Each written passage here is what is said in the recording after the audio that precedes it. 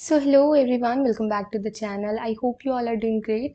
So friends, in this particular video we will see some most important GS topics for your SSC exams. तो yes, हम लोग यहाँ पे around 130 topics को discuss करेंगे जो कि हमारे एग्जाम्स में आ जाते हैं। तो वैसे तो ये पीडीएफ मैं आप लोगों को टेलीग्राम पे प्रोवाइड कर दूंगी, बट स्टिल कुछ बच्चों को अगर ये टॉपिक्स ना समझ आए कि इनमें भी कैसे किस तरह से प्रिपेयर करना है, तो जस्ट उस चीज़ के लिए मैं ये वीडियो बना दे रही हूँ। तो ये सबसे पहले हम लोग पॉलिटी के सेक्शन को देखते हैं। पॉलिटी में हमारा कौन कौन सा टॉपिक इंपॉर्टेंट होता है। सबसे पहले पार्ट्स जो हमारे कॉन्स्टिट्यूशन संविधान का जितने भी भाग हैं, अनुसूचियां, शेड्यूल्स हैं, फिर उसके बाद आर्टिकल्स हैं, जितने भी अनुच्छेद, प्रमुख अनुच्छेद जो हैं वो सारे हमें करने होते हैं। सारे तो नहीं करने होते, लेकिन हाँ जो बार बार एग्जाम्स में आ रखे हैं उन्हें हमें करके जाना होता है, इंपॉर्टेंट वंस। नेक्स्ट हम लोग देखते हैं फंडामेंटल राइट्स। यहाँ से हमारा क्वेश्चन आता है एंड फंडामेंटल राइट्स और इससे रिलेटेड जो 5 रिट्स होते हैं, अगर हमारे फंडामेंटल राइट्स का हनन होता है तो डायरेक्ट हम लोग सुप्रीम कोर्ट को भी अप्रोच कर सकते हैं। एंड कोर्ट्स हमें जस्टिस दिलाने के लिए 5 तरह के रिट को लाती है। तो 5 तरह के रिट को आपको समझना है, ये इससे भी क्वेश्चन हमारे बनते हैं। एंड फंडामेंटल राइट्स से वही है कि जितने भी इंपॉर्टेंट आर्टिकल्स हैं, जितने सारे राइट्स हमें मिले हुए हैं, उनको एक बार आपको देख लेना होता है। फंडामेंटल ड्यूटीज़ अब हम लोग देखते हैं। फंडामेंटल ड्यूटीज़ का मतलब क्या है कि जो आपको 4A में देखने को मिलेगा, ये कब जोड़ा गया। एंड देन हम लोग देखते हैं कि जितने भी 11 इसमें ड्यूटीज़ हैं, 11th वाला लास्ट में ऐड हुआ। तो थोड़ा बहुत हमें बस क्या करना है, देख लेना है इन फंडामेंटल ड्यूटीज़ को। बहुत ही छोटा सा प्यारा सा टॉपिक है, 10 मिनट के अंदर आप लोग इस टॉपिक को कर सकते हो। ओके, अब हम लोग देखते हैं डीपीएसपी को। इसे कहते हैं राज्य के नीति निर्देशक तत्व। इम्पॉर्टेंट आर्टिकल्स इसमें से आप लोगों को करने होते हैं। डीपीएसपी के इम्पॉर्टेंट आर्टिकल्स आप लोगों को करने होते हैं। 36 आर्टिकल, 36 से 51 हम लोग ये देखते हैं। तो इसमें भी 39 जो आर्टिकल है, 44 आर्टिकल, 45th आर्टिकल, 46 हमारा है, 39A है, ये सभी इंपॉर्टेंट होते हैं। कुछ जो इंपॉर्टेंट क्वेश्चंस डीपीएसपी से बनते हैं वो भी आपको कर लेना होगा। तो यस, डीपीएसपी का टॉपिक आप लोग सर्च करो यूट्यूब पे, आराम से आपको कोई कहीं भी जहाँ भी आपको देखना पसंद हो वहाँ से आप लोग देख सकते हो। बुक से पढ़ रहे हो तो उससे कंप्लीट कर सकते हो। नेक्स्ट देखते हैं हम लोग इम्पॉर्टेंट अमेंडमेंट, जो प्रमुख संशोधन हुए हैं उससे क्वेश्चन पूछे जाते हैं। जैसे कि 42nd अमेंडमेंट ने काफ़ी सारी चीज़ें बदली थी। प्रियम्बल में 3 वर्ड्स इससे ऐड किए गए थे। 44th अमेंडमेंट हम लोग देखते हैं, प्रॉपर्टीज, राइट टू प्रॉपर्टी को फंडामेंटल राइट से हटा दिया गया था। 73rd हम लोग देखते हैं, पंचायती राज के लिए था। तो ये सारे बहुत कुछ इंपॉर्टेंट जो अमेंडमेंट्स हैं उन्हें हमें ध्यान रखना होता है। ओके, सारे तो नहीं करने, लेकिन जो इम्पोर्टेंट है वो हमें करना है। इवोल्यूशन ऑफ कॉन्स्टिट्यूशन, हमारा जो कॉन्स्टिट्यूशन अभी जिस रूप में है उससे यहाँ तक पहुँचने के लिए किन किन चीज़ों से गुजरना पड़ा वो भी हमें देखना होगा। जैसे कि इंपॉर्टेंट एक्ट्स जो भी है, रेगुलेटिंग एक्ट से लेकर के आप लोगों को Pitt's India act, charter act, ये सब में कुछ जो इंपॉर्टेंट बात की गई उन्हें ध्यान रखना है। ओके, देन जो हमारा संविधान है वो विदेशों के संविधान से भी कुछ इम्पॉर्टेंट बातों को हमारे संविधान में समाहित किया गया है। जैसे कि फंडामेंटल राइट हमारा यूएसए से लिया गया है, फंडामेंटल ड्यूटीज़ हमारा यूएसएसआर से लिया गया है। तो बहुत सारे जो सोर्सेज है कॉन्स्टिट्यूशन के, ये बहुत ही इंपॉर्टेंट है हमारा। ठीक है, ये चाहो तो आप स्किप कर देना, आपको नहीं समझ आ रहा हो एवोल्यूशन वाला, बट इसमें जो सोर्सेज ऑफ कॉन्स्टिट्यूशन है, किस देश से हमने क्या लिया, ये इंपॉर्टेंट है। ओके, चलो अब हम लोग देखते हैं आगे हमें पॉलिटी में क्या करना है। पॉलिटी में हमें करना है पार्लियामेंट। पार्लियामेंट को अच्छे से करना है, मतलब लोकसभा, राज्यसभा और president. President is VVI. President के हर आर्टिकल, जो भी आर्टिकल इससे जुड़ा हुआ है वो आपको अच्छे से करना है। इसमें भी मोस्ट इंपॉर्टेंट क्षमादान की इसकी शक्ति किस आर्टिकल में है, अध्यादेश कौन जारी करता है, इसका जो प्रेसिडेंट के जो इलेक्शन होते हैं उसे क्या बोला जाता है। तो ये सब आपको ध्यान रखना है। लोकसभा और राज्यसभा में डिफरेंस करके आप लोग इन दोनों को समझ सकते हो। लोकसभा राज्यसभा का वर्क भी थोड़ा आप लोगों को समझ लेना है, कितना किसका कार्यकाल है, राज्यसभा क्यों कभी रद्द नहीं होता, कितने लोग हर साल, मतलब कि जितने भी सालों में रिटायर होते हैं। तो ये सब थोड़ा बहुत आपको देख लेना है, बट प्रेसिडेंट आप लोग स्किप मत करना, प्रेसिडेंट बहुत इंपॉर्टेंट है। अब high courts and there seats, अब ये क्या है, high courts and there seats का मतलब क्या है। वैसे तो मोस्टली क्या होता है कि हमारे जो भी स्टेट है, स्टेट की जो कैपिटल होती है वहीं पर उसकी हाई कोर्ट होती है। बट बहुत सारे ऐसे भी स्टेट्स है, यूटी है, जिनके हम लोग क्या देखते हैं कि जो हाई कोर्ट की सीटिंग है वो कहीं और लगती है। तो वो आपको याद रखना है कि किस हाई कोर्ट की कहाँ सीट लगती है। तो ये भी आपका बिल्कुल 5 से 6 मिनट का टॉपिक है। अब मोस्टली तो सबके वही कैपिटल में जो एक्स्ट्रा है वो आपको कर लेना है। नेक्स्ट अब देखते हैं हम लोग subjects of union list, current list, state list, मतलब राज्य सूची, समवर्ती सूची और केंद्र सूची, इन तीनों के जो विषय हैं उनको आपको ध्यान रखना है। जैसे सिंपल क्वेश्चन पूछ लिया जाता है कि शिक्षा किस सूची का विषय है, जो खेती है, कृषि है, वो किस सूची का विषय है, जो इंटरनेशनल मामले होते हैं वो किस सूची का विषय है, समवर्ती सूची में कौन कौन से आते हैं। तो ये आपको याद कर लेना है, यहाँ से हमारे टॉप क्वेश्चन बनते हैं। पार्टीज फाउंडेशन ईयर, फाउंडर, ठीक है, किस पार्टी का स्थापना किस ईयर में हुआ है और उसके फाउंडर कौन है, ये आपको ध्यान रखना है। जैसे कम्युनिस्ट पार्टी का सिंपल से वो पूछ लेते हैं, प्रीवियस ईयर क्वेश्चन में आ रखा है, तो ये आप लोगों को एक बार देख लेना है। पंचायती राज अब हम लोग देखते हैं। पंचायती सिस्टम में आप लोगों को क्या याद रखना है कि किस आर्टिकल में है, कौन सा संशोधन इसके लिए किया गया, फिर उसके बाद कौन कौन सी कमिटीज हैं, जैसे कि बलवंत राय मेहता समिति, अशोक मेहता समिति, जीवी के राव समिति। तो इन समितियों को का नाम किसी एक का दे देंगे, बोलेंगे ये किससे संबंधित है। तो आप लोग ध्यान रख लेना, 4 से 5 कमिटीज है वो ध्यान रखना है। बाकी पंचायती राज में ग्राम सभा किसे कहते हैं, मतलब छोटे छोटे जो टर्म्स है बस उन्हें हमें समझ लेना है, इससे क्वेश्चन हमारे बनते हैं। नेक्स्ट हम लोग देखते हैं ऑर्डर ऑफ पोस्ट, मतलब कि रैंकिंग की आपको एक लूसेंट में एंडिंग में आपको मिल जाएगी लूसेंट में।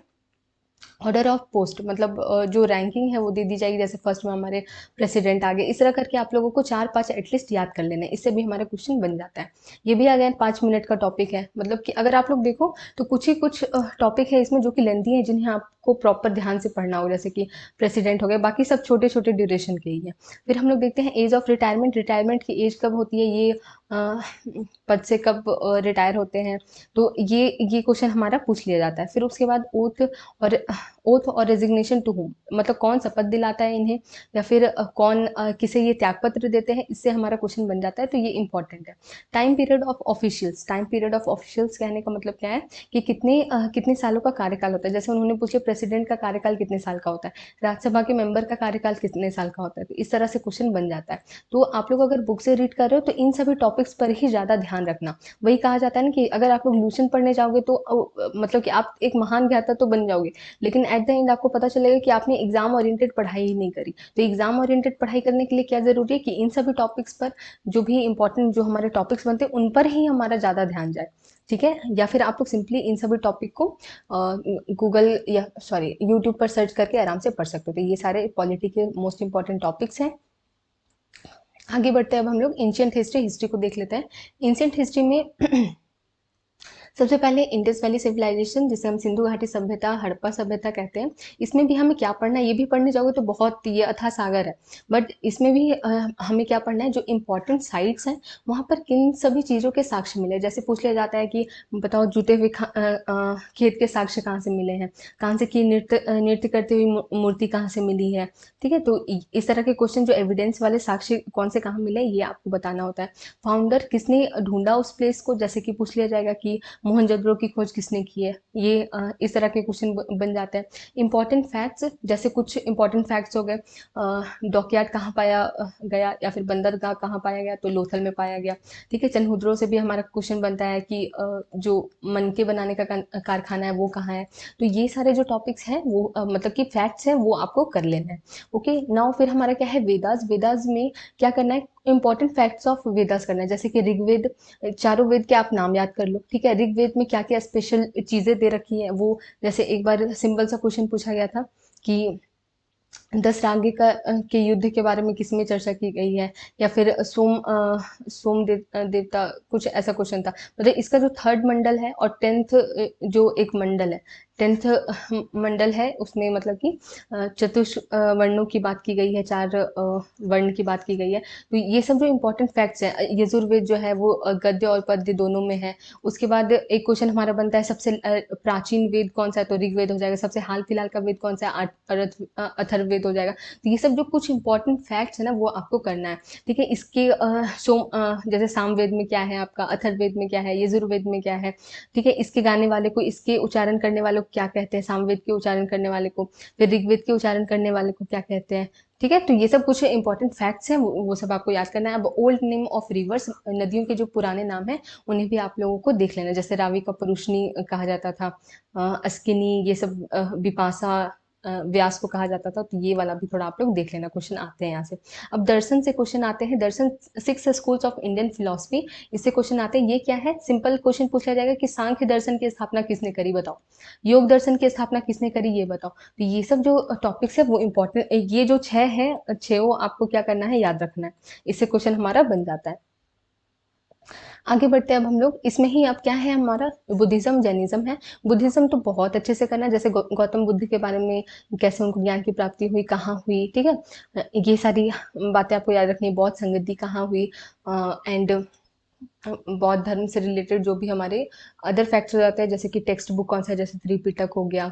फिर ये सारे जो भी इंपॉर्टेंट फैक्ट्स हैं, सिंबल्स, जैसे महाभिनिष्क्रमण किसे कहते हैं, गौतम बुद्ध ने सबसे ज़्यादा कहाँ उपदेश दिए। तो ये सब जो फैक्ट्स हैं, मतलब बुद्धिज्म तो बहुत अच्छे से आपको कर लेना है, कंप्लीटली करना है। जैनिज्म में क्वेश्चन कैसे बनते हैं, यस, महावीर जी के बारे में तो बनते ही हैं। त्रिरत्न किसे कहते हैं, ये बन जाता है। फिर उसके बाद क्या हमारा क्वेश्चन बन जाता है, तीर्थंकर से बन जाता है। तीर्थंकर जो है वो कितने, इनका सिंबल कौन सा है। तो सारे इंपॉर्टेंट नहीं है हमारे, 1 2 3 स्टार्टिंग से आप लोग कर लीजिए। 23वां नंबर पार्श्वनाथ का है, फिर 24 पे हमारे महावीर जी आ गए। तो इस तरह से जो भी इंपॉर्टेंट कुछ है वो आप लोगों को कर लेना है। 5-6 हैं जिनका एग्जाम में बार बार पूछता है, तो वो आपको करना है। फिर 16 महाजनपद और कैपिटल, जो 16 महाजनपद प्राचीन समय में हम लोग देखते हैं, उनकी राजधानियां आपको याद कर लेनी चाहिए, क्योंकि इससे भी क्वेश्चन हमारा बन जाता है। अब 16 महाजनपद है, तो उसमें से बहुत किसी का तो बिल्कुल सेम सा ही है, ठीक है, सेम का सेम है बिल्कुल, लेकिन किसी किसी का चेंज है, तो वो आप लोगों को बस एक बार देख लेना है।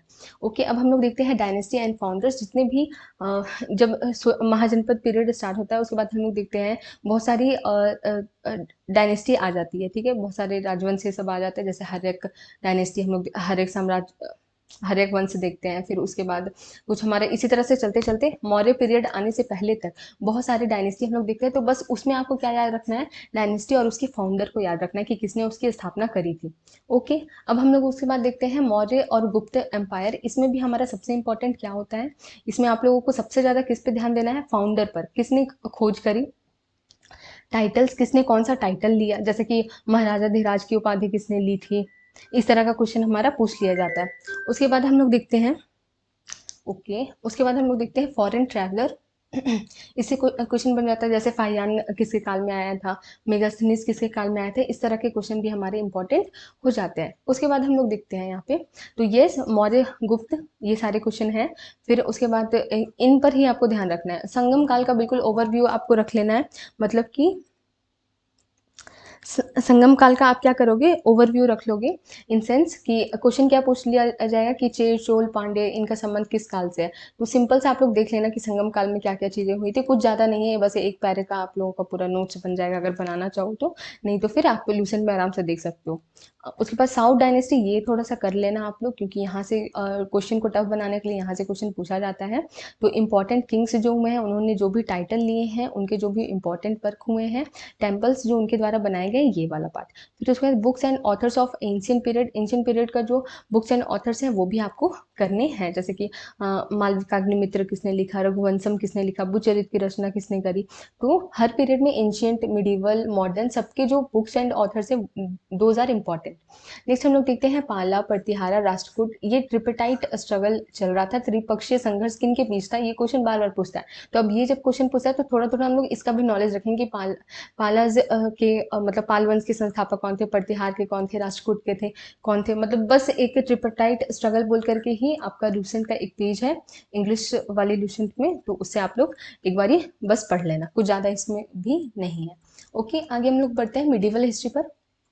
मिडिवल हिस्ट्री में फॉरेन इन्वेजन इंपॉर्टेंट, देखो यहीं से हमारे मिडिवल हिस्ट्री स्टार्ट होता है, जब बाहरी आक्रमण शुरू हो जाते हैं, अरब आक्रमण स्टार्ट हुए, फिर इसी में हम लोग मोहम्मद बिन कासिम को देखते हैं। तो बस वही इन्वेजन्स को थोड़ा ध्यान रख लेना कि कब किसने आक्रमण किया, कहाँ किया, और फिर कैसे युद्ध हुआ उनके बीच में। जैसे महमूद गजनवी 17 बार इन्होंने आक्रमण किया। तो यही सब कुछ कुछ जो फैक्ट्स है ना, जो एग्जाम्स में आ जाते हैं, वो सब आपको थोड़ा याद रख लेना। फिर दिल्ली सल्तनत को अच्छे से कर लेना। इसमें भी सबसे इंपॉर्टेंट क्या है कि डायनेस्टी और जो वंश हैं, जितने भी वंश हुए उनके फाउंडर्स को बिल्कुल अच्छे से याद रखना। इंपॉर्टेंट रूलर्स और उनके कामों को याद रखना। अब इंपॉर्टेंट रूलर्स कौन कौन से हैं, ऐबक हमारे इंपॉर्टेंट हो जाते हैं। फिर उसके बाद हमारा इल्तुतमिश इंपॉर्टेंट है, थोड़ा बहुत हमारा ये रजिया सुल्तान भी इम्पॉर्टेंट है। फिर उसके बाद जो बलबन है वो इम्पॉर्टेंट है। फिर उसके बाद हम लोग देखते हैं अलाउद्दीन खिलजी, वो इम्पॉर्टेंट है। फिर एक एमबीटी है हमारे मोहम्मद बिन तुगलक, ये इम्पॉर्टेंट है। तो इन सभी को आप लोग एक बार देख लेना। लास्ट लास्ट में इब्राहिम लोदी इम्पॉर्टेंट है एक, ठीक है। तो इन सभी से क्वेश्चन बनता है। तो इन सभी रूलर्स के कुछ इंपॉर्टेंट वर्ड्स आप लोग देख लेना। सिंपल क्वेश्चन पूछ लिया जाता है कि लो और रक्त की नीति किसने अपनाई थी, इस तरह का क्वेश्चन। फिर उसके बाद अलाउद्दीन खिलजी की मार्केट प्रणाली से क्वेश्चन आ जाता है। तो बस इन सबको देख लेना। तो यही दिल्ली सल्तनत थोड़ा सा हमारा ये है कि थोड़ा टाइम दे करके आपको पढ़ना पड़ेगा। बाकी तो सब एक मतलब बस एक छोटी छोटी लिस्ट है जो कि आपको याद करनी है। टर्म्स क्या है, टर्म्स के अंदर क्या पढ़ना है, जो कोई डिपार्टमेंट के टर्म्स है। जैसे कि इस डिपार्टमेंट को क्या कहा जाता है, जैसे दीवाने कोही की स्थापना किसने की थी या किससे रिलेटेड है, ठीक है। या फिर इस तरह के क्वेश्चन जो भी बनते हैं, कुछ कोई डिपार्टमेंट जो कि किससे संबंधित हो, गुलामों से संबंधित हो, या फिर इस तरह से जब आप देखोगे तो डिपार्टमेंट्स हैं उनको एक अलग नाम से बोला जाता था, वो हो गया। एंड देयर वर्क, मतलब वर्क का मतलब वो किससे संबंधित थे वो। फिर उसके बाद टैक्सेस हैं कि जो भी टैक्स लगाए जाते थे, ये किस पर टैक्स लगाया जाता था। जैसे हमारा हमने पढ़ा है ना, जिजिया कर, जगात कर, खम्स, खराज, तो ये सब कर किस पे लगाया जाता है, दिल्ली सल्तनत से ये क्वेश्चन बनता है।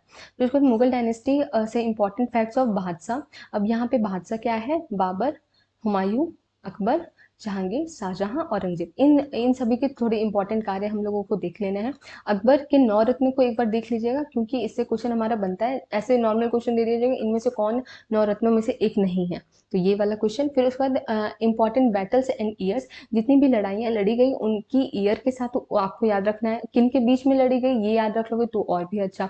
हल्दी घाटी का युद्ध किसके बीच में हुआ था, कब हुआ था, इस तरह का क्वेश्चन। पानीपत का युद्ध, द्वितीय युद्ध किसके बीच में हुआ, कब हुआ, इस तरह का क्वेश्चन। फिर मराठा एम्पायर में इंपॉर्टेंट एमसीक्यूज बोल के आपको ये वीडियो निकालना और अच्छे से उसको पढ़ लेना। जैसे इसमें कैसा क्वेश्चन बन जाता है, शिवाजी के आप राजनीतिक गुरु बताओ, धार्मिक गुरु बताओ, लास्ट पेशवा कौन थे, तो ये क्वेश्चन हमारा बन जाता है। बहुत ज़्यादा तो नहीं, बस यही सब कुछ इंपॉर्टेंट एमसीक्यूज आप लगा लोगे तो हो जाएगा आपका। अब सिखिज्म, इससे क्वेश्चन हमारा बनता है। ये जो 10 guru of 10 gurus of Sikhism and their important work, yes ये इंपॉर्टेंट है हमारा, वीवीआई लगा लो इसको, क्योंकि इसमें क्या बोला जाता है कि इस गुरु किस गुरु ने ये काम किया था। तो एक तो क्रोनोलॉजी सबसे पहले याद रखनी है 10 की। तो एक ट्रिक आपको मिल जाएगी, ट्रिक वीडियो एक संदीप सर है उनकी, मतलब आप सर्च करोगे तो आपको मिल जाएगी ट्रिक, तो उस ट्रिक से आप लोग कर लेना। एंड जैसे खालसा पंथ की स्थापना किसने की थी, गुरु गोविंद सिंह ने जी ने की थी। गुरुमुखी लिपि का आविष्कार किसने किया, फिर इस तरह करके। या फिर सिख संप्रदाय को एक मिलिट्री सेक्ट में बदलने का कार्य किसने किया, गोल्डन टेम्पल किसके द्वारा बनवाया गया। तो ये सब एक बहुत ही छोटा सा सेक्शन दिया हुआ है आपका लूसेंट में, आराम से आप कर सकते हो। अब यूरोपियन कंपनी जो भी आई उनकी फैक्ट्रीज कहाँ स्थापित की गई वो एक बार ध्यान रख लेना। इसमें भी यूरोपियन कंपनी में पोर्तुगीज अच्छे से पढ़ लेना, जो पुर्तगाली लोग आए थे उनको आपको पढ़ लेना है। जैसे अल्बुडीकर, इससे क्वेश्चन कैसे पूछ लेंगे कि गोवा को सबसे पहले कौन राजधानी बनाया। फिर उसके बाद सेकंड जनरल कौन था पुर्तगाल का यहाँ पर, ओके। तो ये क्वेश्चन थोड़ा आप लोग देख लेना, पोर्तुगीज अच्छे से देख लेना। फिर उसके बाद वॉर्स एंड ट्रीटीज, जो भी वॉर लड़े गए और फिर संधियां हुई, ये सब ध्यान रख लेना। जैसे आंग्ल मराठा वॉर, ये सब की बस डेट याद रखनी है आपको। आंग्ल मराठा वॉर्स हुए थे, आंग्ल कर्नाटक वॉर्स हुए थे, ठीक है, आंग्ल मैसूर वॉर हुए थे। तो डेट्स बस याद रख लेना, ठीक है। आंग्ल मैसूर वॉर से क्वेश्चन आता है किन के बीच में, टीपू सुल्तान की हत्या किस आंग्ल मैसूर वॉर में हो गई। तो यस ये हमारा कुछ इंपॉर्टेंट हो जाता है, ठीक है। तो यहाँ पे एक बार रिकॉल करवा देती हूँ, कोई बहुत ज़्यादा है नहीं हम लोगों का, ठीक है। कुछ 2-3 टॉपिक ही हैं जो कि लेंदी हैं, बाकी तो बस छोटे छोटे ही टॉपिक्स हैं।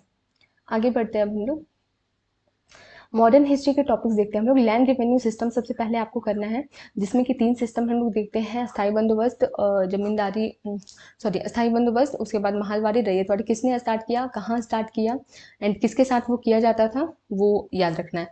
ऑर्गेनाइजेशन और फाउंडर, ठीक है, इस संस्था की स्थापना किसने करी, ये इम्पोर्टेंट आपको याद रखना है। जैसे कि ब्रह्म समाज की स्थापना किसने करी, प्रार्थना समाज की स्थापना किसने करी, अनुशीलन समिति की स्थापना किसने करी, अरविंदो घोष किससे जुड़े हुए थे, ठीक है। ये सब जो ऑर्गेनाइजेशन और फाउंडर है, इससे क्वेश्चन आ जाता है, ये वीवीआई है हमारा। फिर उसके बाद 1857 रिवोल्ट कहाँ से लीड करा था, किस पेज का नेतृत्व किसने किया था, ये हमारा इंपॉर्टेंट हो जाता है, तो इसको एक बार आपको देख लेना। फिर कांग्रेस सेशंस, जो इंपॉर्टेंट कांग्रेस सेशंस हुए हैं वो आपको करके जाना है। जैसे फॉर एन एग्जाम्पल कि 1929 का जो, जिसमें पूर्ण स्वराज की मांग की गई, जवाहरलाल नेहरू इनके अध्यक्ष थे, ठीक है। महात्मा गांधी किस सेशन में अध्यक्ष बने, फर्स्ट महिला अध्यक्ष कब बनी थी, ठीक है। पहले कांग्रेस सेशन के अध्यक्ष कौन थे, सबसे कम सबसे अधिक सालों के लिए कौन सेशन के अध्यक्ष रहे, तो ये सारे क्वेश्चन हमारे बन जाते हैं। तो कांग्रेस सेशन वो भी जो इंपॉर्टेंट वंस है वो आपको करके जाने हैं। सूरत स्प्लिट कब हुआ था, लखनऊ समझौता कब हुआ था, ये सारा क्वेश्चन यहाँ से बन जाता है। फिर हम लोग देखते हैं, देखो अब इसको आप थोड़ा स्किप कर सकते हो, एक्सट्रीमिस्ट फेज, इसे स्किप कर सकते हो। जैसे 1905 से लेकर के 1917 के बीच में जो भी घटनाएं हुई ना, वो इसमें आती हैं। तो इसमें बंगाल पार्टीशन, बंगाल विभाजन, क्रांतिकारी जो भी संगठन बनाए गए थे, भारत के अंदर भी भारत के बाहर भी। तो भारत के बाहर एक हमेशा क्वेश्चन पूछता है कि गदर पार्टी की स्थापना कहाँ की गई थी, तो ये इंपॉर्टेंट हो जाता है। कुछ कुछ और है हमारा इवेंट्स जो कि बाहर हुए थे, तो वो आप लोग याद कर सकते हो। अगर स्किप करना चाहो तो ये टॉपिक आप स्किप कर सकते हो। ओके, अब हम लोग देखते हैं, अभी this is non skippable part, और जो कि बहुत बहुत ज़्यादा इंपॉर्टेंट है मॉडर्न हिस्ट्री में। अगर आप सिर्फ ये भी टॉपिक करते हो तो आपको बहुत हेल्प होगी, और इससे क्वेश्चन आपका बनता ही बनता है, डेफिनेटली बनता है। ये क्या है, गांधीयन एरा है। गांधीयन एरा कहने का मतलब जो भी हमारे जो फ्रीडम स्ट्रगल हुए, टोटल कंप्लीट उसकी क्रोनोलॉजी, जो भी क्रम है उसका पूरा अच्छे से याद करना है। रॉलेट एक्ट हुआ, क्यों हुआ, साइमन कमीशन क्यों हुआ, कैसे हुआ, फिर उसके बाद हमारा जालियांवाला बाग पूछ लेता है, फिर असहयोग आंदोलन कब स्टार्ट किया गया, क्यों वापस लिया गया। जो भी जितने भी टॉपिक्स इसके अंदर आते हैं, जैसे अगस्त प्रस्ताव क्या था, मैकडोनल्ड का अवार्ड क्या था, फिर उसके बाद पूना समझौता इसके बीच आएगा हमारा, फिर क्विट इंडिया मूवमेंट देखते हैं, क्रिप्स मिशन देखते हैं। ये सारी जो भी टॉपिक्स हैं, जितने भी इवेंट्स हुई इस स्ट्रगल पीरियड में, सभी आप लोगों को ध्यान रखना है। ओके, स्वराज पार्टी की स्थापना हुई, ये सब कुछ, मतलब गांधीयन पीरियड बहुत इंपॉर्टेंट है, ये बहुत इंपॉर्टेंट है, ये तो करके ही जाना है आपको। Important governor generals and their work, ठीक है। जो इंपॉर्टेंट गवर्नर जनरल्स थे और उनके काम, ये भी आपका इंपॉर्टेंट हो जाता है। जैसे पूछ लिया जाएगा कि द्वैध शासन को किसने खत्म किया, ठीक है। फिर उसके बाद पूछा जा सकता है कि पहली जातीय जनगणना कब स्टार्ट हुई, या फिर कहा जा सकता है कि सिविल सर्विसेज के जनक किसको माना जाता है। फिर क्वेश्चन हमारा बनता है, सती प्रथा का अंत करवाने वाले कौन गवर्नर जनरल थे। तो ये सारे कुछ जो क्वेश्चन होते हैं वो पूछ लिए जाते हैं। तो important governor generals and their work would be very important. अब यहाँ देखते हैं हम लोग इंपॉर्टेंट न्यूज़पेपर्स, ठीक है। जो भी पत्र पत्रिका ये सब लिखे गए और उसके फाउंडर कौन थे, ये इंपॉर्टेंट हो जाता है। यंग इंडिया की स्थापना किसने करी, ठीक है। ये सारा मॉडर्न हिस्ट्री में ये है। और सबसे इंपॉर्टेंट इसमें वो है जो स्ट्रगल पीरियड हमारा पूरा है, फ्रीडम स्ट्रगल, वो। अब हम लोग ज्योग्राफी के टॉपिक्स देख लेते हैं। ज्योग्राफी का जो टॉपिक है वो कम टाइम का होता है, बट यहाँ बहुत सारे टॉपिक्स हैं। अब देखो बहुत ज़्यादा है नहीं। सोलर सिस्टम में प्लैनेट्स बहुत अच्छे से पढ़ने हैं आपको। प्लैनेट्स का क्रम पढ़ना है, सबसे बड़ा सबसे छोटा कौन, इस तरह से पढ़ लेना। सैटेलाइट्स जरूर पढ़ लेना, किसके कितने सैटेलाइट्स हैं, इस तरह करके आपको पढ़ लेना है। Okay, internal structure of earth, earth की आंतरिक संरचना जो है, लैटिट्यूड लॉन्गिट्यूड को देख लेना। ये दो लैटिट्यूड के बीच में कितना का डिफरेंस होता है, टोटल लॉन्गिट्यूड कितने होते हैं, ये क्वेश्चन आपके बन जाते हैं। ओके, इंटरनल स्ट्रक्चर ऑफ अर्थ कहने का मतलब क्या है, कोर, मेंटल, फिर क्रस्ट, कुछ कुछ बस पूछ लिया जाता है। यहाँ पे नीफे आता है हमारा, सियाल आता है, तो ये सब कुछ थोड़ा थोड़ा सब पढ़ लेना है, बस that's it. Types of rocks and their examples, ये देखो बहुत इंपॉर्टेंट है, ठीक है। चट्टान के प्रकार और उसके एग्जांपल, ठीक है। आग्नेय चट्टान, इग्नियस रॉक, उसके एग्जांपल कौन से हैं। सेडिमेंट्री रॉक होता है, फिर जो भी है 3 टाइप्स के रॉक है हमारे, उसे आप लोगों को एग्जाम्पल के सहित कर लेना है। लेयर्स ऑफ एटमोस्फेयर, इससे अब बार बार क्वेश्चन आता है, तो ये बहुत अच्छे से करना है। फिर वॉल्केनोज ऑफ वर्ल्ड, पूरे वर्ल्ड के वॉल्केनोज के बारे में आपको पढ़ना है।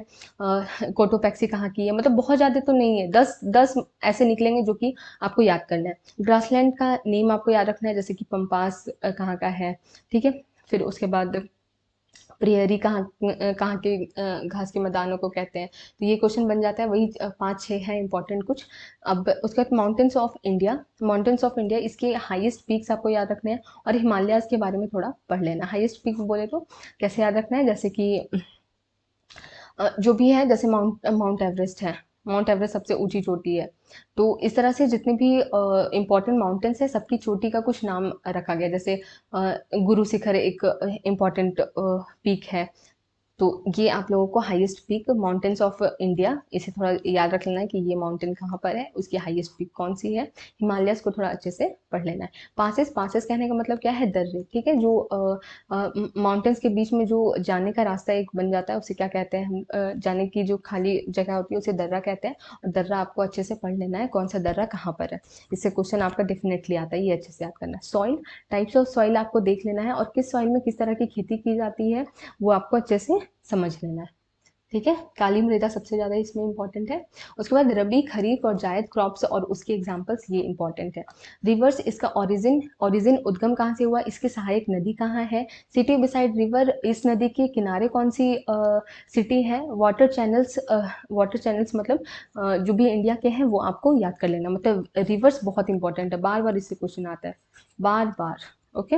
देन हमारा डैम्स, इरिगेशन, पावर प्रोजेक्ट्स, जितने भी बांध, मतलब बहुउद्देशीय परियोजना, ये सब हम लोग देखते हैं। पावर प्रोजेक्ट्स देखते हैं कि ये हाइड्रो इलेक्ट्रिसिटी पावर प्लांट ये वाली कहाँ है, ये वाली कहाँ है, ठीक है। इरिगेशन को भी थोड़ा बहुत आप लोग देख लेना।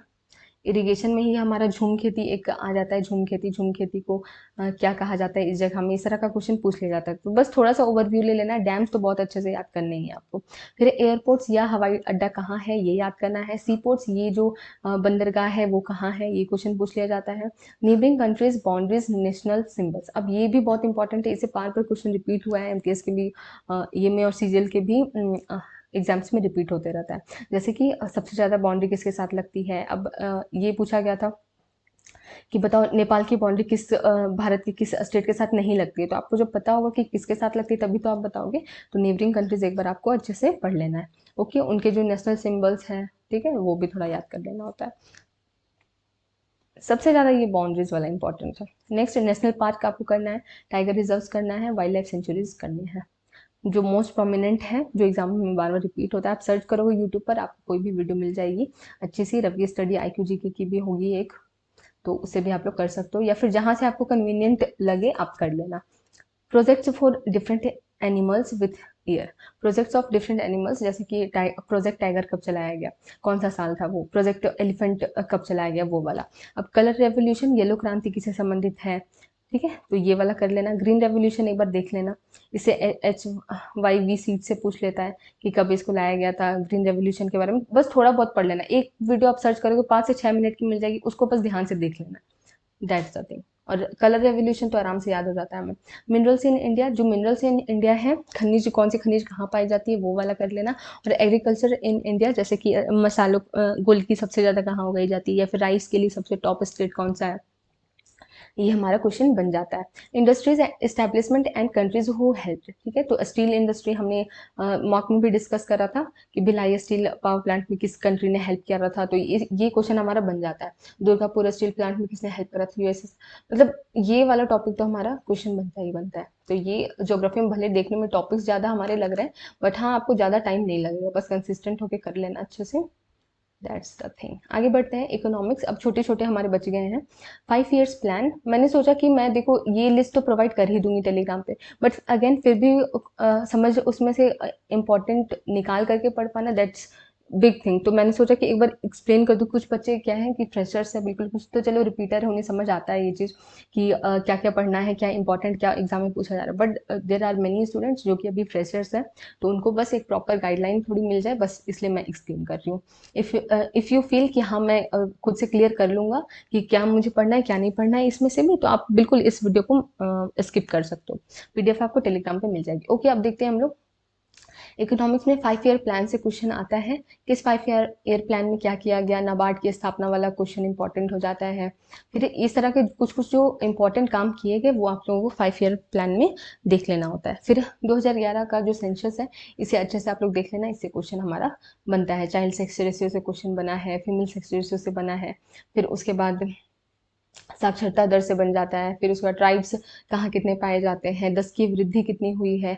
तो 2011 का सेंसस भी आपको अच्छे से कर लेना है। Examples of direct indirect sectors VVI है, ठीक है। एकदम एकदम इतना छोटा सा टॉपिक है ना, बस 4 से 5 एग्जाम्पल आपको दोनों में याद रखने हैं। प्रत्यक्ष कर, अप्रत्यक्ष कर, इससे हमारा डायरेक्ट एग्जाम में क्वेश्चन आ जाता है, तो ये करना है। फिर स्कीम्स बाय गवर्नमेंट के द्वारा जो भी स्कीम्स लाई गई 2014 के बाद से, वो सब आप लोगों को थोड़ा देख लेना है। ओके, फिर ये सब कुछ भी नहीं है, ये सब आप चाहो तो स्किप कर सकते हो, बट क्योंकि इम्पोर्टेंट मुझे लगा कभी कभी पूछा गया है, तो इसलिए मैंने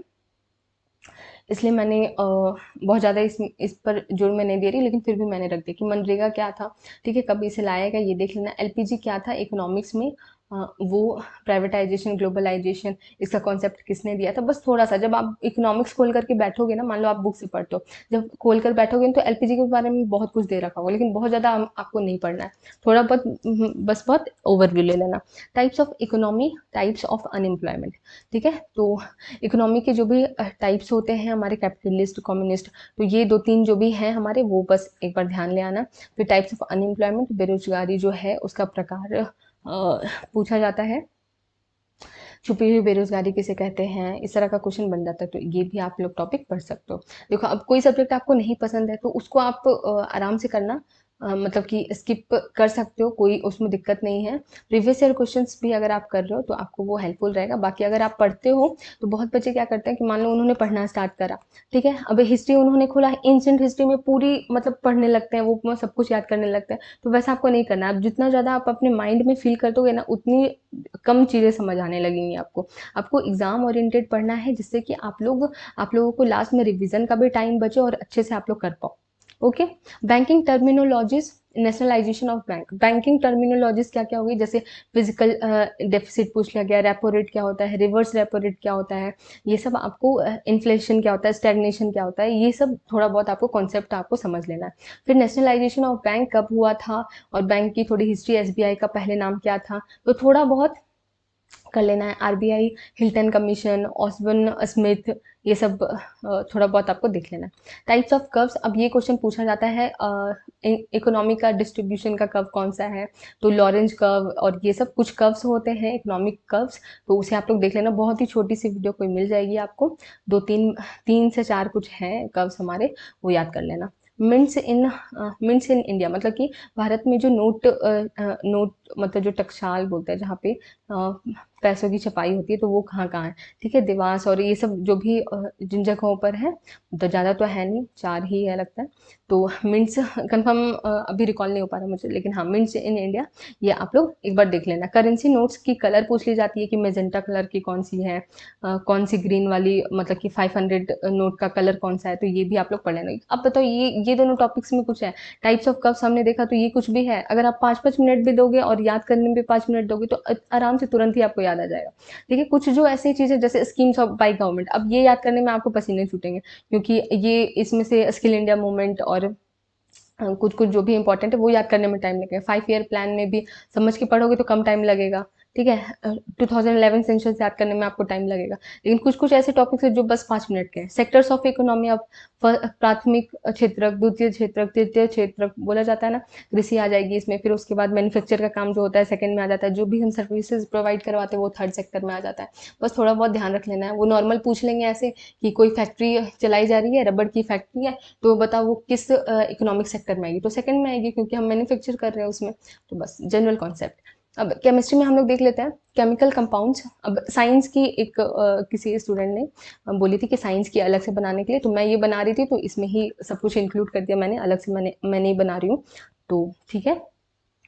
chemical compounds formula, common name उसका आपको याद कर लेना, जैसे वॉशिंग सोडा का उन्होंने पूछा, ठीक है। तो फिर उसके बाद केमिकल, इसका नेम भी याद रखना है आपको, कॉमन नेम क्या है वो भी याद रखना है। तो इससे बहुत बार क्वेश्चन हमारा रिपीट होता है।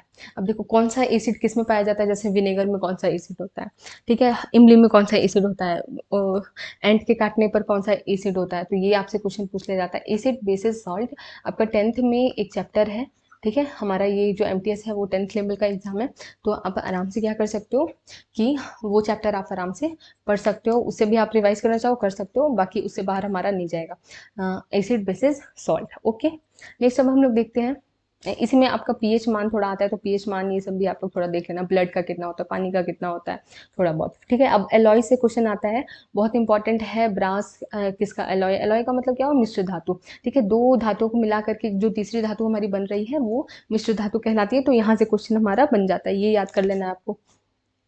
फिर है पीरियोडिक टेबल की बेसिक नॉलेज आपको रखनी है, जैसे नोबल गैसेज उन्होंने पूछ दिया, इनर्ट गैसेज का भी पूछ देते हैं।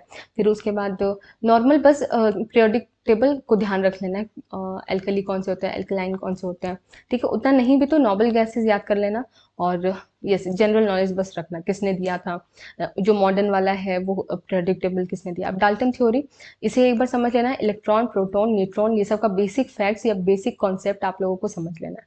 ओके, अब मेटल नॉन मेटल इनकी प्रॉपर्टीज और यूज आपको एक बार देख लेनी है। फिर प्लास्टिक के टाइप्स और इसके एग्जांपल, जैसे थर्मोसेटिंग और थर्मोसेटिंग प्लास्टिक, ये सब के एग्जांपल आप लोगों को याद कर लेने हैं। दो टाइप के प्लास्टिक हैं, बहुत ही छोटा सा टॉपिक है बट इससे क्वेश्चन हमारा पूछ लिया जाता है। इंपॉर्टेंट डिस्कवरीज ये आपको कर लेना है। फिर लूसेंट के लास्ट पेजेस में आप जाओगे ना, तो कॉमन फैक्ट्स दिए होंगे, उसको एक बार आप लोग गो थ्रू हो जाओगे। यस, केमिस्ट्री के लिए हाँ इतना सफिशियंट है, इतनी चीज़ें सबसे पहले आपको करनी चाहिए।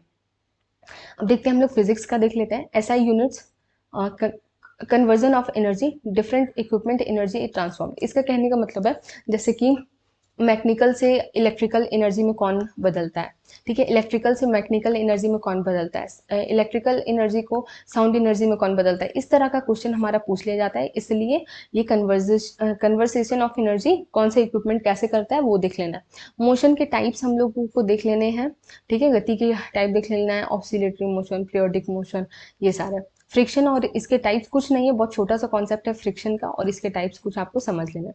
वर्क पावर एनर्जी बस जनरल बेसिक कॉन्सेप्ट समझ लेना है। लाइट से आपको क्या पढ़ना है, ट्रांसपेरेंट ऑब्जेक्ट क्या होते हैं, ट्रांसल्यूसेंट ऑब्जेक्ट क्या होते हैं, ओपेक ऑब्जेक्ट क्या होते हैं, रिफ्लेक्शन का नॉर्मल कॉन्सेप्ट कर लेना। अब ये जो है ये इंपॉर्टेंट, यहाँ से क्वेश्चन हमारे बन जाते हैं। इसमें भी सबसे ज़्यादा मिरर में जो इमेज फॉर्मेशन होती है ना, जो प्रतिबिंब हमारी बनती है, तो वो मिरर वाली जो होती है वो आपको करनी है, कि इन्फिनिटी पर कब बनेगी, इसी कर्वेचर के पीछे कब बनेगी, तो अकाल्पनिक कब बनेगी, तो ये वाला जो मिरर फॉर्मेशन का क्वेश्चन होता है वो करना है आपको। आइसोबार, आइसोटोप्स, आइसोटोन, इन तीनों में डिफरेंस से क्वेश्चन आ जाता है, ठीक है। आइसोबार बताओ क्या होता है, तो ये वाला ये जो चीज़ है ना वो हम कंफ्यूज हो जाते हैं, बट अगर हम अलग टॉपिक के अनुसार, जैसे मैंने यहाँ लिख दिया, अगर आप इस टॉपिक को करोगे तो आपको बिल्कुल ध्यान होगा कि इसे हमें प्रॉपर टाइम दे करके जाना है। Okay, scientific instruments and uses, scientific instrument और उसका यूज क्या होता है वो आप लोगों को देख लेना है। इंपॉर्टेंट डिस्कवरीज कर लेनी है कि कौन कौन सी इंपॉर्टेंट डिस्कवरीज फिजिक्स में हुई थी। तो ये सारा हमारा फिजिक्स का टॉपिक हो गया है, मोस्ट इंपॉर्टेंट वंस। आगे बढ़ते हैं हम लोग बायोलॉजी। अब बायोलॉजी के लिए आपको टाइम देना चाहिए, ठीक है, आप टाइम नहीं दोगे तो आधा आधा अधूरा आप लोग पढ़ोगे, बायोलॉजी से क्वेश्चन हमारे बन जाते हैं, ठीक है। तो अब बस मैं एंड ही करूंगी, 10 मिनट में समझ जाएंगे हम लोग बायोलॉजी को। अब हम लोग देख लेते हैं, केमिस्ट्री फिजिक्स हमने देख लिया, अब साइंस का लास्ट पार्ट बायोलॉजी। सबसे पहले प्लांट किंगडम, क्लासिफिकेशन अच्छे से समझ लेना है, ठीक है। Thallophyta, bryophyta, pteridophyta, angiosperm, gymnosperm, ये सारा आप लोगों को कॉन्सेप्ट मतलब वो माइंड मैप कर लेना है कि कैसे कैसे क्लासिफिकेशन किया गया है। ओके, कुछ एग्जांपल्स भी आप लोग देख सकते हो उसमें। अब एनिमल किंगडम है, क्लासिफिकेशन और एग्जांपल, ठीक है। जैसे हमने इसमें जैसे हमने बोला, जैसे ऑर्थोपोडा बोला, उसमें कौन कौन से आते हैं ये करना है। प्लेटीहेल्मिन्थेस में कौन कौन से आते हैं, तो जब एनिमल किंगडम के आप फाइलम्स देखोगे ना तो उसमें कुछ एग्जांपल्स दिए रहते हैं, वहीं से क्वेश्चन आपके बार बार पूछे जाते हैं, तो उनको आप एक बार कर लेना। विटामिन है, विटामिन से बहुत सारे क्वेश्चन पूछे जाते हैं कि विटामिन ए का साइंटिफिक नेम क्या है, इसकी कमी से कौन सा रोग होता है ये पूछा जाता है, और किसमें ये पाया जाता है, विटामिन ए किसमें पाया जाता है, तो ये आप लोगों को याद कर लेना। ल्यूसेंट में आपको एक चार्ट मिल जाएगा, उससे ही कर लेना आप लोग। फिर डिजीजेज एंड इट्स काउज, किस कारण से ये डिजीज हुई है, ठीक है, प्रोटोजोआ, वायरस, बैक्टीरिया, तो ये आपको एक बार कर लेना है। ओके, स्टडी ऑफ ब्रांचेस, ठीक है, इस किस ब्रांच में किसकी स्टडी की जाती है ये भी पढ़ना है आपको। चलो, फिर सेल है, सेल कोशिका, कोशिका को अच्छे समझ लेना, जैसे माइटोकॉन्ड्रिया क्या करता है, लाइसोसोम क्या करता है। ओके, तो ये सारा हमारा इंपॉर्टेंट टॉपिक हो जाता है। जो आपको सबसे पहले जो इजी लगे ना वो पहले पहले जल्दी जल्दी से करके आप लोग कंप्लीट करो। उसके बाद जो थोड़ी सी लेंदी है उसमें प्रॉपर टाइम दे करके आप लोग समझ समझ के कर लिया करो। ओके, अब सिस्टम्स ऑफ बॉडी, अब इससे तो भर भर के क्वेश्चन आते हैं, सबसे ज़्यादा आते हैं ये डाइजेस्टिव सिस्टम से सबसे ज़्यादा क्वेश्चन पूछे जाते हैं, ठीक है। कौन सा एंजाइम, कौन सा किस चीज़ को डाइजेस्ट करता है, ठीक है। फैट्स को कौन डाइजेस्ट करता है, इसका लास्ट प्रोडक्ट क्या होता है फैट्स को डाइजेस्ट करने वाले को। फिर उसके बाद विली विली किसे बोलते हैं। इस तरह का डाइजेस्टिव क्वेश्चन से हम सिस्टम से क्वेश्चन आ जाता है। तो एक बार कोई भी वीडियो, खान सर की आपको वीडियो मिल जाएगी, उससे भी आप लोग देख सकते हो, बहुत अच्छे से समझ आ जाएगा। रेस्पिरेटरी सिस्टम भी आप लोग देख सकते हो, ठीक है। रेस्पिरेटरी सिस्टम से ज़्यादा इंपॉर्टेंट है ये इंडोक्राइन सिस्टम। इंडोक्राइन सिस्टम में जिसमें हम लोग हार्मोन्स के बारे में पढ़ते हैं, ठीक है। ये हार्मोन्स इस ग्लैंड से निकलता है। तो ये जो ग्लैंड है इस चीज़ के उत्तरदायी होता है, ये वाला टॉपिक। फिर सर्कुलेटरी सिस्टम, हार्ट, जैसे हमारा जो ब्लड है, ह्यूमन ब्लड है, तो ह्यूमन ब्लड तो अलग से मैंने दे रखा है, आरबीसी, डब्ल्यूबीसी, कितने टाइम पीरियड के लिए ये होते हैं, ठीक है, किससे बचाते हैं, मतलब बायोलॉजी को इंटरेस्ट लेकर के पढ़ना। काफ़ी सारे टॉपिक्स हैं और यहाँ से क्वेश्चंस बनते हैं हमारे। ओके, नर्वस सिस्टम है। अब देखो ब्रेन का फंक्शन आप लोग अच्छे से देख लेना, उसमें भी हिंड ब्रेन, मिड ब्रेन, ठीक है, जो भी हमारे वॉमिटिंग ये सब जो भी आती है उसको कौन कंट्रोल करता है, ठीक है। मेमोरी के लिए कौन सा पार्ट ब्रेन का इंपॉर्टेंट है, तो ब्रेन को अच्छे से कर लेना यहाँ पे। और सर्कुलेटरी सिस्टम में वही है कि ब्लड सर्कुलेशन कैसे होता है हमारा, पल्मोनरी वेन्स, आर्टरी का क्या काम होता है, ये देख लेना। स्केलेटल सिस्टम चाहो तो स्किप भी कर सकते हो, बहुत ज़्यादा क्वेश्चन इससे आता नहीं, बट फिर भी देखना चाहो, टाइम रहे, इंटरेस्ट हो तो देख लेना। स्केलेटरी से भी उतना ज़्यादा नहीं, ठीक है। रेस्पिरेटरी से भी पूछ लेते हैं, एल्वर्डी से पूछ लेते हैं। तो यस, सिस्टम्स ऑफ जो भी तंत्र है, शरीर के तंत्र, इससे क्वेश्चन हमारा बनता है। फिर reproduction in flowers, stigma, style, pollen grains, ये सब से क्वेश्चन हमारा बनता है। फ्लावर्स के रिप्रोडक्शन को अच्छे से समझ लेना है। अब फिर और अगर आप स्किप करना चाहो तो कर सकते हो इसे, लेकिन फिर भी देख लेना, जो टिश्यूज होते हैं, एनिमल टिश्यू और प्लांट टिश्यू, ये आप लोगों को देख लेना है। ओके, साइंटिफिक नेम्स, कुछ साइंटिफिक नेम्स कभी कभी एग्जाम में तो पूछे ही गए हैं कि इसका साइंटिफिक नेम बताओ, तो वो आप लोगों को एक बार देख लेना है। ओके, अब देखते हैं मेडिसिनल डिस्कवरीज, जो भी मेडिसिनल डिस्कवरी हुई है वो भी आप लोग देख सकते हो, ठीक है। ज़्यादा इंपॉर्टेंट हमारे ऊपर वाले थे, इन दोनों को चाहो आप तो स्किप भी कर सकते हो। मेडिसिनल डिस्कवरी से तो पूछे जाते हैं, बट ये सब, ये वाला तो स्किप मत करना। और ऊपर जो भी मैंने बताया, डिजीज एंड काउज, वाइटामिन, ये सब तो स्किप मत करना। ओके, रिप्रोडक्शन इन फ्लावर्स भी स्किप बिल्कुल मत करना। अगर आपको लेंदी लग रहा हो ये बायोलॉजी, लेकिन फिर भी आई थिंक कि बायोलॉजी इज इम्पॉर्टेंट, क्योंकि क्वेश्चन आता है और पढ़ने में भी इंटरेस्ट आता है, इसलिए हमें इस पर ध्यान देना चाहिए। फिर स्टैटिक जीके, अब वी आई हमारा आ गया। स्टैटिक जीके तो वैसे तो जो भी टॉपिक्स हमारे रिपीट कर रहे हैं वो सभी इंपॉर्टेंट है, बस स्टैटिक जीके बोल करके अब मैं उन सबको भी बोल सकती हूँ। वैसे बाकी आर्ट्स एंड कल्चर वाले जो टॉपिक्स होते हैं वो क्वेश्चंस आते हैं, तो देख लो क्या क्या है इसमें। डांस, क्लासिकल, फोल्क और आपको मार्शल आर्ट, सभी तरह के डांस को प्रिपेयर करना है। कौन सा डांस कहाँ का है, इसमें यही आता है, ठीक है। फेस्टिवल और फेयर, ये फेस्टिवल कहाँ मनाया जाता है, ये फेयर कहाँ अरेंज की जाती है, वो आपको याद करना है। फिर musical instrument and their instrumentalist, कहने का मतलब क्या है, वाद्य और वादक, इससे क्वेश्चन आपका बन जाता है। फिर आर्टिस्ट और उसके घराना, किस घराने से ये संबंधित है, ये क्वेश्चन आता है, अच्छे से कर लेना। प्रीवियस ईयर क्वेश्चन पर ज़्यादा रिलाई करना है इसके लिए। और जो भी टॉपिक्स हैं एक बार अच्छे से किसी यूट्यूब वीडियो से, या फिर आप, एक सजेशन मैं देती हूँ आपको, नवीन शर्मा सर, जो कि हैं हमारे RW के, वो स्टैटिक जी के आप लोगों को रिवाइज करवा रहे हैं। एक नायक सीरीज है, अगर उसको फॉलो करना चाहो तो आप लोग कर सकते हो। प्रोमिनेंट डांसर्स, मतलब किस मल्लिका साराभाई किस डांस से रिलेटेड है, झावेरी महने किस डांस से रिलेटेड है, ये आपको करना है। फिर ट्राइब्स, कौन सी ट्राइब किस राज्य में पाई जाती है, ये टेम्पल्स कहाँ पे, ये किस स्टेट में है, कौन इसके फाउंडर है, और ये इस टेम्पल की शैली कौन सी है। जैसे 3 तरह की शैली हम लोग देखते हैं, नागर शैली, द्रविड़ शैली, एंड देन हम लोग देखते हैं बेसर शैली। नागर शैली जो नॉर्थ साइड के होते हैं बेसिकली, बेसर शैली और द्रविड़ शैली में मोस्टली हमारे साउथ साइड के जो भी टेम्पल्स होते हैं वो आ जाते हैं। बेसर शैली जो इन दोनों का कॉम्बिनेशन होता है। ओके, देन फोक सॉन्ग से क्वेश्चन आ जाता है, जैसे कजरी कहाँ का लोक संगीत है, लोक संगीत आप लोगों को करना है। फोक पेंटिंग्स आ जाते हैं, जैसे कि मधुबनी कहाँ की है, चिकनकारी कहाँ की है, ये सारे टॉपिक्स। ओके, और हमारा prominent books and authors, modern writers, ठीक है, जो भी मॉडर्न राइटर्स हैं उनके बारे में आ जाता है। जैसे कुछ फेमस राइटर्स हैं उनका आपको पढ़ के रखना है, जैसे सरोजनी नायडू हो गए, फिर सलमान रश्दी हो गए, उनका पूछ लिया जाता है। खुशवंत सिंह हो गए, उनका पूछा जाता है। शशि थरूर का पूछ लिया जाता है। तो ये सभी कुछ प्रोमिनेंट राइटर्स हैं जिनकी कृतियों को, जिनके वर्क्स को पूछा जाता है। यही सेम टॉपिक मैंने यहाँ लिख दिया, ठीक है, बट मुझे ऐसे नहीं लिखना था, मुझे ये नहीं लिखना था, ठीक है। ये मैंने समझो कि उसी चीज़ को मैंने इस दूसरे वर्ड्स में लिखा है। Okay, both are same thing. अब अवार्ड्स एंड देयर फील्ड्स, कौन सा अवार्ड किस क्षेत्र में दिया जाता है, ये आपको करना है। फिर अब देखते हैं हम लोग स्पोर्ट्स। अब ये देखो, ये वीवीआई है, इसमें स्पोर्ट्स में क्या कैसे प्रिपेयर करना है, नंबर ऑफ प्लेयर्स क्या है, कितने प्लेयर्स होते हैं किस गेम में, स्पोर्ट्स की टर्मिनोलॉजी, ये जो शब्दावली है, खेल शब्दावली, ये शब्द है वो किस खेल से संबंधित है, trophies cups towards awards related to which game, ठीक है, अवार्ड ट्रॉफी कप, ये जितने भी हैं, जैसे एजरा कप किससे रिलेटेड है, कौन सी ट्रॉफी किससे रिलेटेड है, ये क्वेश्चन आपका बन जाता है। National sport of countries, countries के नेशनल स्पोर्ट आप लोग 7 9 10 है इंपॉर्टेंट, याद कर लेना, लूसेंट में ही दिए हुए हैं। फिर स्पोर्ट्स प्लेग्राउंड, जो मतलब जहाँ पे इस गेम को खेला जाता है, जैसे बॉक्सिंग खेली जाती है, रिंग में खेली जाती है, ठीक है, तो इस तरह के क्वेश्चन बन जाते हैं, तो इसे भी आप लोग देख लेना। फिर उसके बाद क्रिकेट स्टेडियम और उसके स्टेट्स, क्रिकेट स्टेडियम किस स्टेट में, ये क्रिकेट स्टेडियम किस स्टेट में, ये भी क्वेश्चन बनता है। चाहो तो स्किप कर सकते हो, लेकिन हाँ, इससे भी क्वेश्चन बने हैं। ओलंपिक गेम्स के बारे में आप लोग थोड़ा कर लेना, थोड़ी हिस्ट्री इसकी देख लेना, फर्स्ट कब हुआ था, ठीक है, इंडिया से पहला पदक किसने हासिल किया था, फिर कौन विमेन थी जिन्होंने फर्स्ट ओलंपिक पहली बार ओलंपिक्स का पदक जीता था, तो ये सब जनरल थोड़ा ओलंपिक गेम्स के बारे में, कितने रिंग्स होते हैं टोटल, और मुख्यालय कहाँ है, चाहे इसके अभी प्रेजेंट अध्यक्ष कौन है, तो ओलंपिक गेम्स से क्वेश्चन बने हैं, तो ये देख लेना। फिर books written by cricketers, cricketers के द्वारा जो भी बुक लिखे जाते हैं, playing it my way, a century is not enough, to 81 and beyond, तो ये सब कुछ ऐसी बुक्स हैं जो कि बार बार एग्जाम्स में रिपीट होता है, तो उन्हें आपको करना है। तो दैट्स इट।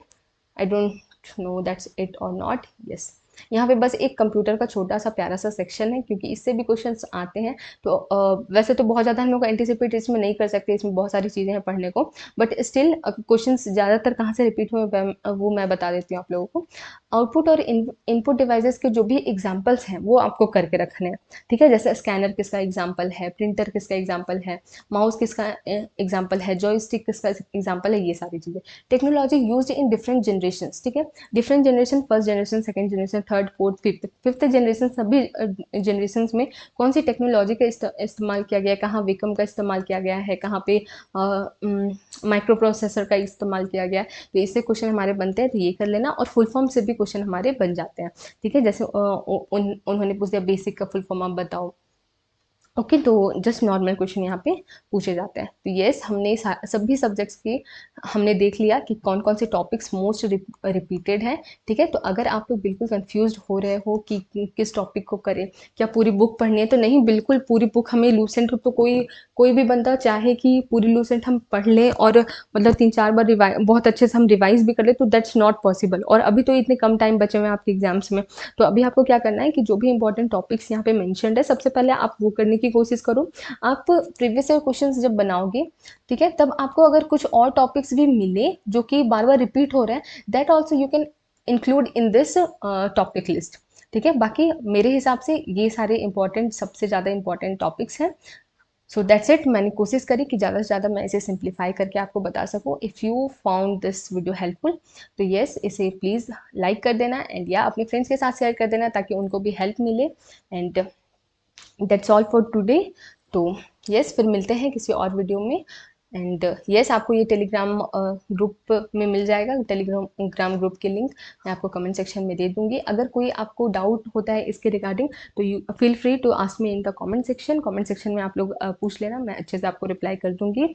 एंड अगर कुछ इसमें और कुछ करेक्शन की आपकी नीड लगे कि हाँ, यहाँ पे कुछ करेक्शन की नीड है, तो वो भी आप बिल्कुल मुझे सजेस्ट करना। बाकी that's it was all from my side. Bye bye, take care.